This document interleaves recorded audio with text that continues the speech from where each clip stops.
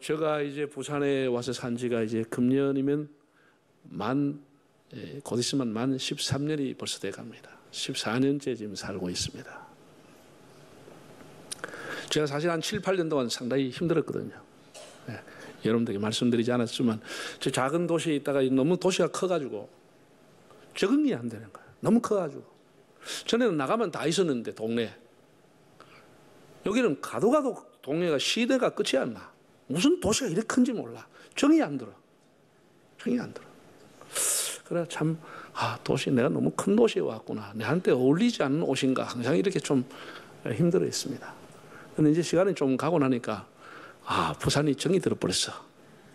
그래가지고 제가 어디가 부산에 대한 얘기하면 사람들이 묻습니다. 김 목사님 부산이 고향입니까?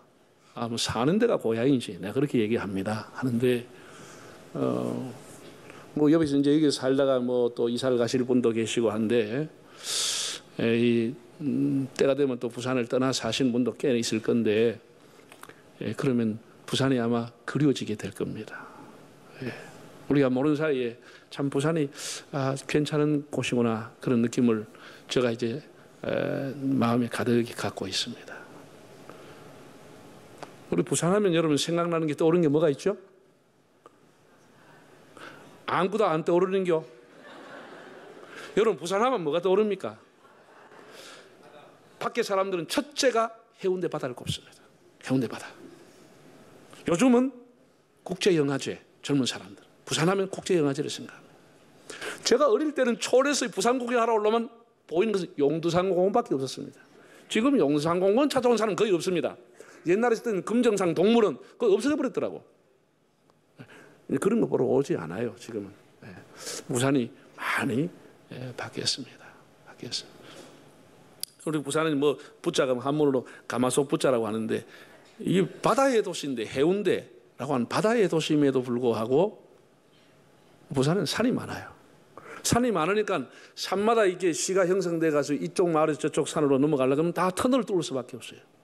그래서 백양산 백양터널, 구덕산 구덕터널, 횡령산 횡령터널, 수정산 수정터널, 금정산 그것도 뭐 있죠? 찾아보면 뭐 있을 거야 거기에. 그것도 터널이 있어요 다. 이렇게 부산은 산이 많고 터널이 다 터널이 많아요. 시내 조금만 다니면 터널비 돈이 몇천 원 줘야 돼. 터널이 많아요. 그리고 이제 뭐 다 우리가 바다의 도시니까 뭐 당연히 이제 세계적인 이제 해운대, 광안리 해수욕장, 송도, 송정, 뭐 일강 이렇게 해수욕장이 또 아주 사람들을 여름이면 수천만 명을 불러들이는 곳이 됐습니다. 그런 이제 그게 그리고 제가 또 가만히 생각해 봤어요. 부산의 특징이 뭘까? 부산에는 먹거리가 대단한 것은 아닌데 6.25 때 피난 오고 뭐 이렇게 해서 우리 독자적인 부산이 개발한 음식은 별로 없습니다. 제가 보기에는. 근데 부산에 그래도 괜찮다. 부산 가면 생각하는 게 음식이 먹거리가 뭐가 있죠? 부산 어묵. 저 브랜드는 여러 가지가 있는데 부산 오뎅. 이거는 뭐 역마다 다 있어요. 최고 맛있어 부산 오뎅. 오뎅 가면 부산이라. 그 다음에 또 뭐가 있어요? 돼지국밥. 세상에 난 돼지국밥 이렇게 만드는 처음 봤어. 돼지국밥. 그럼 무슨 맛으로 먹는지 모르겠나 돼지국밥. 그 다음에 또 뭐 지금은 전국적으로 보이지만 씨앗 호떡이라고 하는 거. 부산에서 시작한 거 아니? 씨앗 호떡. 뭐 동네 파전. 뭐 또 뭐가 있지? 부산 밀면. 6.25 때 만들었던 부산 밀면 이런 거. 이거 먹으려고 애들이 온다 그러잖아요. 온다 그러잖아요. 그럴 때 먹거리, 볼거리 하여튼 천지빛깔이라. 부산에 많아요. 많은데 시장도 대단한 시장이 많아요. 부산에 시장 가면 여러분 뭐가 떠올렸어요? 좌갈치 시장. 그 다음에 영화에 나왔던 국제시장. 또 뭔 시장? 서병수 시장을 모르시는구나. 그것도 시장은 별거리 다 있어요. 시장은 가가지고 무슨 먹거리가 있어야 되고 열려 있어야 되고 싸야 되고 누구나 만나야 되지. 시장실이 닫혀 있으면 안 돼. 닫혀 있으면 안 돼.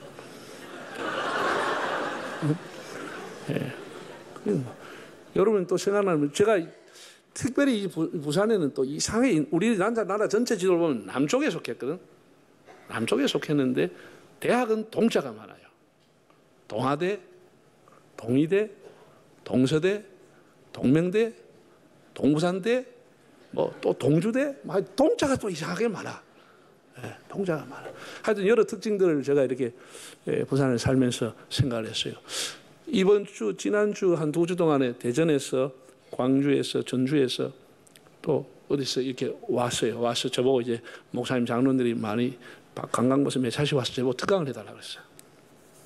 제가 이제 부산 사람이니까 어디 가는지 보면 부산 홍보를 합니다. 여러분 부산에 오신 것을 환영합니다. 우리 부산에는 오래된 대학이 몇 개가 있습니다. 그래서 조용해. 첫 번째는 태종대, 해운대, 이기대, 신선대. 대학이 많은데 좀 다 공립대학입니다. 다 공립대학이고 그 대학을 운영하는 사람은 백사장이라고 하는 분이 운영하고 있습니다. 그리고 여러분 춥지만 부산은 항상 5, 6도입니다. 이렇게 선전하면 사람들이 와 대단하다. 그럼 그럴듯합니까? 이렇게 얘기하면 머리에 쏙 들어가게 돼 있어요. 항구도 많고 정말 부산이 세계적인 도시가 될 수 있어요. 항이 이렇게 많은 데가 별로 없어요. 보통 하나면 2개 있는데 뭐 우리가 항이 뭐 옛날에 안 들어봐서 신항, 뭐 북항, 뭐 다대포항, 감천항 또 뭐 많아. 하여튼 집에 가서 알아봐요. 참 천혜의 자원이 있고 언제나 산에 갈 수 있고 언제나 신선한 해물을 먹을 수 있는 부산. 제가 부산에 살고 있다는 것이 요새 감사하게 느껴집니다. 오늘은 지난번에 했던 이 로마서 강의에 이어서 복음에 대한 얘기를 여러분과 함께 나누고자 합니다. 복음이라고 하는 게 뭐냐? 우리가 이렇게 자주 사용하는데 사도 바울이 로마에 가고 싶었던 이유, 당대의 세계의 수도요 세대의 심장이라고 했던 1000년 동안 세계를 지배했던 로마를 가고 싶었던 목적과 이유는 여러분에게 신령한 은사를 나누고 싶습니다. 하나님의 말씀을 나누고 싶다. 두 번째는 여러분의 신앙을 더 견고하게 해드리기 위해서입니다. 예수 그리스도를 믿는 믿음 위에 더 강한 사람이 될 수 있게 하기 위해서. 세 번째는 저도 힘들게 살아가고 있는데 우리 피차 아니함을 위로를 받기 위해서입니다. 그리고 네 번째는 할 수 있는 대로 여러분에게 가서 복음을 전하고 싶습니다. 이런 의사를 밝혔습니다. 그런 정치적인 출세를 위해서 로마의 원로원에 있는 사람을 만나러 가려고 하는 것이 아니고, 관광을 위해서 세계의 수도인 로마를 간 것이 아니고, 유학을 하기 위해서 로마의 법을 공부하기 위해서 가려고 한 것이 아니라 하나님의 복음을 전하고 싶다. 이런 마음을 가지고 우선 가지는 못하지만 환경 때문에 편지를 써보낸 것이 로마서입니다. 복음이라고 하는 단어가 로마서 1장 1절에서 17절까지 7번이나 나옵니다. 오늘 그 복음에 대해서 한번 다시 생각을 해 보려고 합니다. 사도 바울이 강조한 키워드 중에 하나가 복음이라고 하는 단어입니다. 헬라어로 유앙겔리온, 유앙겔리온이라고 하는 것은 유라고 하는 것은 좋다라고 하는 뜻이고, 앙겔리온은 소식이라는 뜻입니다. 이 두 가지가 합쳐져 가지고 기쁜 소식, 좋은 소식, 좀 더 의역하면 복된 소식, 유앙겔리온이라고 하는 단어를 그가 즐겨 사용했습니다. 옛날에는 전쟁을 하면은 전쟁터에 나간 아들이나 남편이 궁금하고 불안하고 초조하게 기다렸죠. 그러나 그때는 통신이 발달되지 않았기 때문에 전장에 어떤 환경이 있는지를 몰랐습니다. 이때 이제 승전보를 가지고 말을 타고 사람이 달려와서 우리가 승리했습니다, 이겼습니다, 이 소식이 기쁜 소식, 유앙겔리온이었어요. 전쟁에 승리했다는 승전보. 이게 지면은 다 노예로 끌려가는 겁니다. 얼마나 그 사람들이 유앙겔리온을 기다렸겠습니까? 승리했다는 소식. 우리 교회가 이 용어를 사용하게 된 것은 단순히 어떤 승리를 의미하는 것이 아니고, 죄로부터의 승리, 죽음으로부터의 승리, 하나님 앞에 서는 심판으로부터의 자유, 승리를 의미하는 것입니다. 먼저 복음이 무엇이냐라고 하는, 복음이 뭐냐? 자, 오늘 2절을 다시 한번 읽어보시겠습니다. 이 복음은 하나님이 선지자들을 통하여 그의 아들에 관하여 성경에 미리 약속하신 것이라. 자, 이 내용을 한번 보세요. 바울이 초두에 이 복음이 뭐냐? 이 복음은 하나님이 선지자들을 통해서 그의 아들에 관해서 성경에 미리 약속해 놓은 것이다. 자, 여기 나오는 성경이 무슨 성경이죠? 이것은 신약이 아니고 구약입니다. 이때는 신약이 만들어지지 않았으니까 구약 성경이죠. 다시 말해서 지금 내가 여러분에게 전하고 싶은 이 복음이라고 하는 것은 어느 날 갑자기 나타난 것이 아니고 수천 년 전부터 여러분이 가지고 있는 그 구약 성경에 기록되어 있는 내용들이다. 구약이 단절된 것이 아니고, 구약과 단절된 것이 아니고 구약에서 이어져 오는 그런 내용이다. 누구냐? 아드님에 관한 것, 아들에 관한 내용이다. 이렇게 얘기하고 있습니다. 예수 그리스도에 관한 것이 바로 복음이다. 이렇게 정의를 하고 있습니다. 예, 여러분, 이 편지가 쓰여지는 것은 디아스폴라 유대인들, 로마에 살고 있는 디아스폴라 유대계, 지금 유대인들은 뭐 저 로마, 저 미국에, 프랑스에, 러시아에, 이디오피아에 곳곳에 디아스폴라가 있지만은 그 당시에는 로마에 많이 있었던 것 같습니다. 전쟁의 폐기 때문에 많이 끌려갔겠죠. 그들에게, 여러분, 유대인들의 특징은 세계에 가난하게 살든 상업을 하든 어디에 살든지 그 사람들은 이 구약에 나오는 이 율법을 생명처럼, 보물처럼 아끼는 사람들입니다. 하나님을 경외하는 유일신 분은 아니라 구약에 나오는 성경을 생명처럼 아끼는 사람들에게 바울이 편지를 쓴 것이니까 그 사람들이 알아들어야 될 거 아니에요. 그 사람들이 애지중지하고 생명처럼 아끼는 구약도 복음에 관한 내용이 기록되어 있는 것이다. 내가 여러분에게 전하는 것은 단절된 것이 아니고 새로운 그런 굿뉴스가 아니고, 여러분이 알고 있는 구약에서 여러분이 그렇게 읽고 묵상했던 메시아에 관한 것인데, 이분이 바로 예수 그리스도라고 설명을 하고 있는 것입니다. 바울은 예수 그리스도, 즉 하나님의 아들이 복음이라고 정의를 했습니다. 이것이 바로 최고의 기쁜 소식이다. 예수 그리스도라고 하는 것은, 예수라고 하는 것은 그의 이름입니다. 예수의 이름, 그리스도라고 하는 직명, 히브리어로 메시아, 헬라어로 크리스토스, 이것은 그의 직명입니다. 직명. 우리가 중요한 것은 예수를 믿지만은 사실은 그리스도와 연결되어 있는 거예요. 그리스도와 메시아, 이것이 우리 연결되어 있는 거예요. 제가 여러분 앞에 서는 것은 김태영이라는 내 이름을 가지고 여러분과 연관되어 있지 않고, 여러분 제 이름하고 저 여러분하고 아무 상관이 없는 겁니다. 목사라고 하는 것, 담임 목사라고 하는 직명을 가지고 여러분과 관계를 맺고 있는 것입니다. 예수라고 하는 이름이고 그리스도라고 하는 것은 그의 고유한 직명인 것입니다. 메시아, 구약에서 예언했던 메시아, 구세주라고 하는 그런 의미를 가지고 우리는 예수님과 연결이 되어 있는 것입니다. 예수 그리스도, 이것이 복음이라고 하는 겁니다. 자, 마가복음 1장 1절을 한번 읽어보겠습니다. 읽어볼까요? 하나님의 아들 예수 그리스도의 복음. 마가복음이 시작하는 첫 번째 단어가 뭐냐? 하나님의 아들 예수 그리스도의 복음의 시작이다. 예수 그리스도가 복음이라는 거예요. 그럼 마가복음이 마쳐지는 16장에는 뭐라고 기록되어 있냐? 16장 15절 한번 보겠습니다. 또 이르시되 너희는 온 천하에 다니며 만민에게 뭐를 전파하라고요? 복음을 전파하라. 그러니까 마가복음은 1장 1절에서 마지막 절까지 복음이라고 하는 보자기에 쌓여져 있는 것이죠.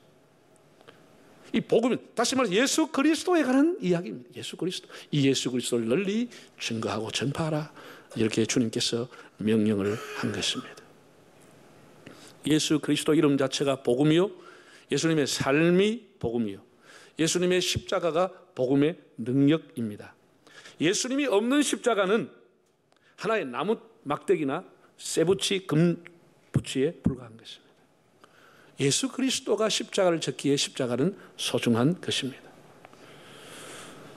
여러분, 예수 그리스도만이 우리에게 소망이요 기쁨이신 줄 믿습니다. 항상 예수님이 우리에게 용기와 희망을 주시고 우리에게 격려하시고 힘을 주시는 것이죠. 예?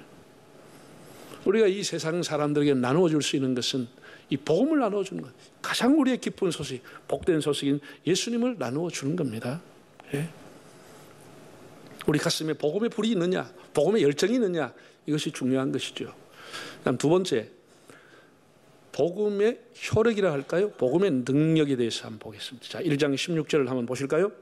내가 복음을 부끄러워하지 아니하노니 이 복음은 모든 믿는 자에게 구원을 주시는 하나님의 능력이 됩니다. 먼저는 유대인에게요. 그리고 헬라인에게로다. 자, 바울이 독특한 용어를 사용했습니다. 내가 복음을 부끄러워하지 아니하노니. 이 복음은 모든 믿는 자에게 구원을 주시는 하나님의 능력이 됨이라. 복음을 부끄러워하지 않는다고 했습니다. 예, 좀 더 긍정적인 표현으로 나는 복음을 자랑스럽게 생각합니다. 그렇게 하지 않고 완곡한 부정형을 사용했습니다. 이것은 자기의 의도를 더욱 강하게 드러내려는 수사학적인 표현입니다. 나는 복음을 자랑합니다. 나는 복음을 신뢰합니다. 그것보다는 나는 복음을 부끄럽게 여기지 않습니다. 이게 더 훨씬 더 강조가 있는 거예요. 나는 복음을 부끄럽게 여기지 않습니다. 예. 예. 바울이 내가 복음을 부끄러워하지 아니하노라. 굉장한 얘기입니다. 이 말의 의미는 뭐죠? 많은 사람들이 복음을 부끄러워했다는 뜻입니다. 당시에 많은 사람들이 예수 그리스도의 복음을 부끄러워했다는 것입니다. 그는 이렇게 말했습니다. 헬라인들은 지혜를 구하고 유대인들은 표적을 구하나 나는 예수를 전하니 얼마나 그들에게 내가 미련하게 보였겠느냐.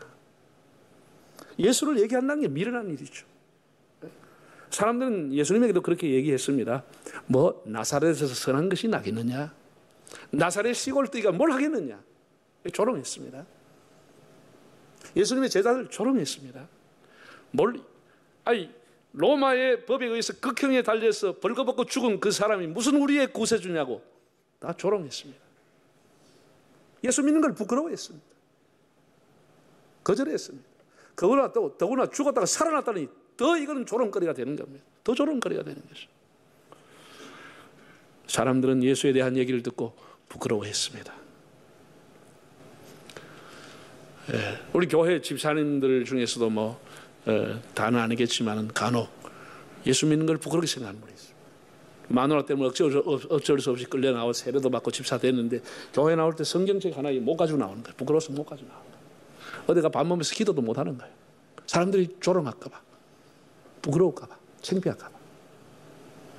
그래서 직장에 가서도 티 안 나게 하는 것이 자기 깨라고 생각하고 지혜롭다고 생각하고 어디 가면 술자리에 가서 또 한잔하고 2차로 가자 그러면 또 노래방 가서 같이 또 기분 맞춰주고 3차로 가자 가면 또 술이 헬렐레해서 또 이 손 좀 만져보려고 가 3차까지 가고 그러니까 사고 치는 거예요. 사고 치는 거예요.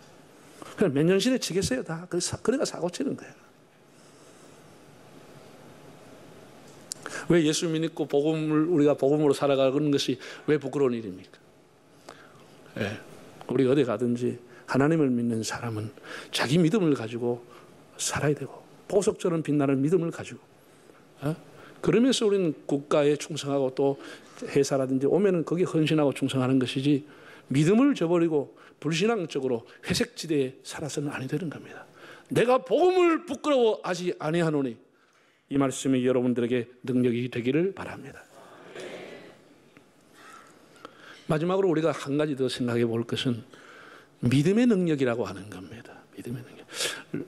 로마서 1장 16절과 17절의 공동 번역의 성경을 보면은 우리는 복음에는 하나님의 의가 나타났어라고 번역이 됐는데 공동 번역의 성경을 보면은 복음은 하나님에게 인간을 당신과 올바른 관계를 놓아주시는 길을 보여주십니다. 하나님하고 올바른 길이라고 하는 것으로 번역을 했습니다. 여러분, 우리가 하나님하고 올바른 관계를 가지려면 하나님이 세우신 기준인 의를 가져야 되는 거예요. 이 의가 없이는 하나님하고 올바른 관계를 맺을 수가 없는 것입니다. 다시 말해서 하나님 앞에 설 수 없는 것입니다. 그러나 이 세상에 의인은 없죠. 의인은 없죠. 하나님하고 올바른 관계를 우리가 맺을 수가 없잖아요. 네. 그래서 우리가 예수 그리스도가 하신 일을 믿는 것, 이것이 바로 의라고 하는 겁니다. 제가 이제 연세가 80 넘어서 돌아가신 분이 계셔가지고 병상에 신방을 갔습니다. 전혀 예수 안 믿는 분이에요. 그 자녀들이 간절히 원해서 제가 가서 마지막 기도해 드리려고 갔습니다. 가서 이렇게 이분이 정신은 기억력은 살아있는데 몸은 다 가버렸습니다. 몸은 2, 3일 못 넘길 정도로 아주 몸이 차왔어요. 대화는 가능했어요.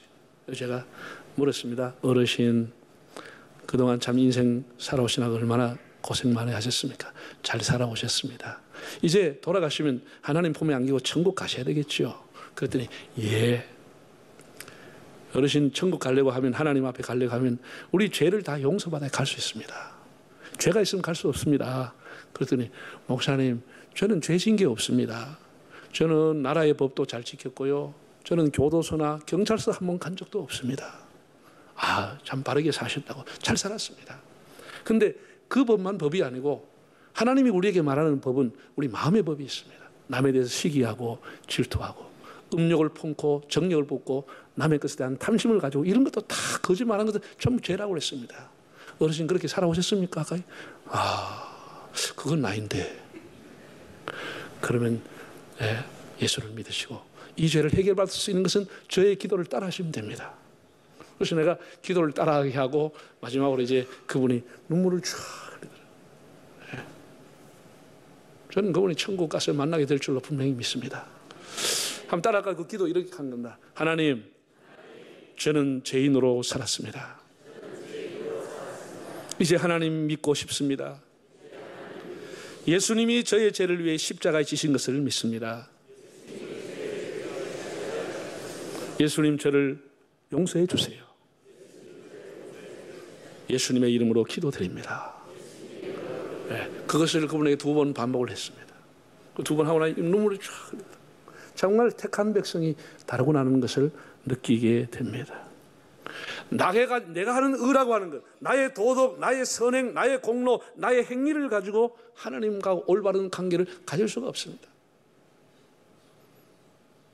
그래서 우리는 예수님이 나의 죄를 위해서 해놓으신 일을 믿는 것이, 이게 바로 이신칭의 믿음이라고 하는 것이고, 이것을 보고 하나님이 우리의 죄를 덮어주시고 간과하시고 용서하신다고.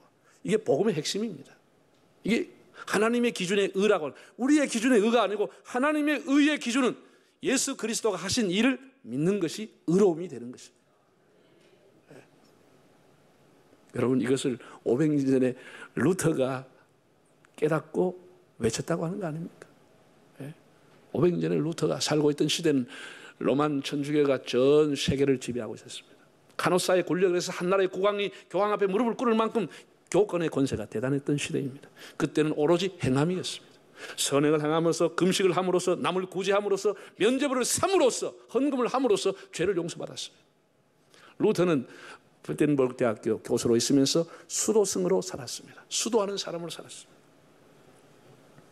그는 돈을 벌고 마음이 모아지면 한 번씩 로마의 대성당에 무릎으로 꿇고 올라가는 것이 그의 죄를 사하는 길인 줄 알았습니다. 그 고행이라고 하는 것이. 그래서 한 번씩 무릎을 꿇고 무릎에 피가 나면서까지 그 계단을 올랐지만 그 마음에 용서의 기쁨 없었습니다.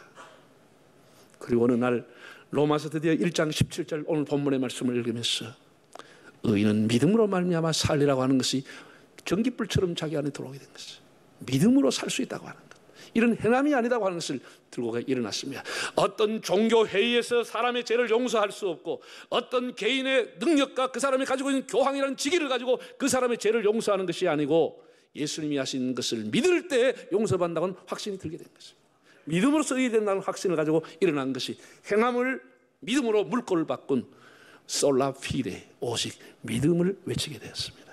그것이 종교개혁의 봉화를 들게 된 것이고, 이 개신교의 교리를 그대로 믿는 것이 우리 한국의 1000만인 기독교가 믿음으로써 구원받는다고 하는 것을 믿고, 전 세계 65억 가운데 10억 이상이 믿음으로서만이 구원받는다고 하는 이것을 지금도 지키고 있는 것입니다.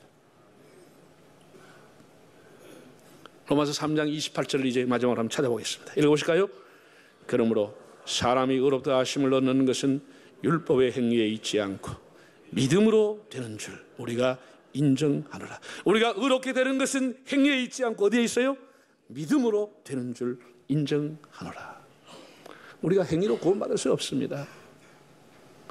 예수님이 하신 일을 믿는 것. 사랑하는 여러분, 우리가 이제 복음을 믿는 자이기 때문에 우리는 새로운 삶을 그리스도와 함께 살아야 됩니다.